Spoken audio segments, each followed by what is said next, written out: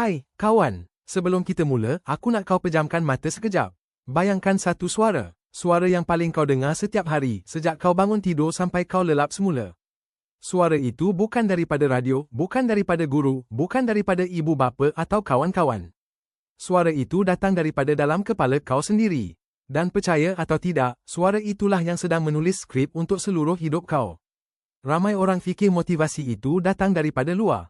Dari seminar, dari buku, dari cakap-cakap orang lain. Tapi aku nak bagi kau satu rahsia yang aku dah belajar selama 20 tahun bekerja dengan ribuan pelajar dan mahasiswa. Motivasi yang paling kuat bukan datang dari luar. Ia datang dari apa yang kau cakap pada diri kau sendiri. Itulah yang kita panggil dialog dalaman. Dan hari ini, kita nak kuasai benda ini. Kau pernah tak bangun pagi, tengok jam dan terus ada suara dalam kepala cakap, malasnya. Aku tak larat. Biarlah lambat sikit, atau bila kau dapat markah ujian yang teruk, suara tu cepat-cepat bisik, kau memang bodoh. Tak guna belajar, orang lain lagi pandai, itulah dia. Dialog dalaman yang tak terkawal. Dan kalau kau biarkan, ia akan jadi bos dalam hidup kau. Ia akan tentukan sama ada kau rasa cukup atau tak cukup, sama ada kau berani atau takut, sama ada kau usaha atau berhenti. Tapi berita baiknya, kau bukan hamba kepada suara tu. Kau adalah tuan rumahnya. Dan macam mana nak jadi tuan? Ada satu teknik yang aku ajar pada semua anak didik aku.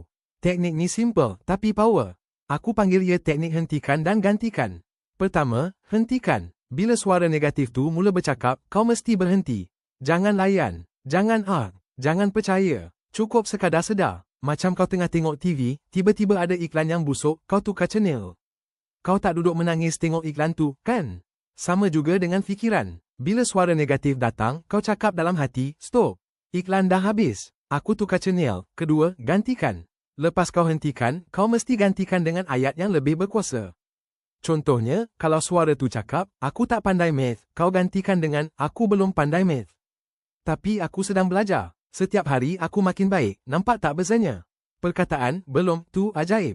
Ia buka pintu untuk potensi. Ia kata pada otak kau, kita belum sampai, tapi kita dalam perjalanan. Aku nak cerita pasal seorang tokoh yang kau semua kenal. Namanya Thomas Alva Edison. Masa dia muda dulu, dia dikeluarkan dari sekolah. Cikgu dia cakap dia tidak boleh belajar dan terlalu bodoh. Bayangkan, kalau Edison dengar cakap cikgu tu dan dia setuju dengan dialog dalaman yang negatif, takkan ada mentol lampu, takkan ada peti nyanyi, takkan ada filem. Tapi apa yang Edison buat? Dia hentikan dialog dalaman yang kata dia bodoh. Dia gantikan dengan suara yang kata, aku tak pandai di sekolah, tapi aku pandai di makmal. Aku akan cuba lagi. Aku akan cuba lagi. Dia gagal 10,000 kali sebelum berjaya cipta mentol. 10,000 kali. Dan setiap kali dia gagal, suara dalaman dia tak pernah cakap, aku gagal. Dia cakap, aku baru jumpa 10,000 cara yang tak berkesan. Itulah kuasa dialog dalaman. Kawan, aku nak kau faham sesuatu yang dalam. Dunia ni takkan pernah bagi kau pujian yang kau tak beri pada diri sendiri dulu. Kalau kau tunggu orang lain cakap kau hebat, kau akan tunggu lama. Tapi kalau kau mula cakap pada diri sendiri, aku hebat, aku mampu, aku layak berjaya, barulah dunia mula mengikut rentak kau. Jadi, mulai hari ini, aku nak kau buat satu cabaran. Selama 24 jam, dengar betul-betul apa yang kau cakap dalam kepala. Setiap kali kau dengar suara negatif, hentikan. Gantikan dengan suara yang lebih kuat. Cakap macam kau cakap pada adik atau kawan baik kau yang sedang sedih. Lembut, tapi tegas. Baik, tapi jujur. Ingat, kawan, dialog dalaman kau adalah naskah untuk hidup kau. Jangan biarkan orang lain atau masa lalu yang menulisnya. Ambil pen tu. Kau yang tulis. Kau yang tentukan. Aku nak tinggalkan kau dengan satu ayat killer yang aku harap akan bergema dalam kepala kau sampai bila-bila. Ayat ni bunyinya macam ni, antara telinga kiri dan telinga kanan kau, ada satu pentas. Setiap hari, ada persembahan. Pastikan persembahan itu adalah simfoni keyakinan, bukan bisikan keraguan. Sekian. Terima kasih. Dan ingat, suara yang paling penting di dunia ini adalah suara yang kau dengar sekarang.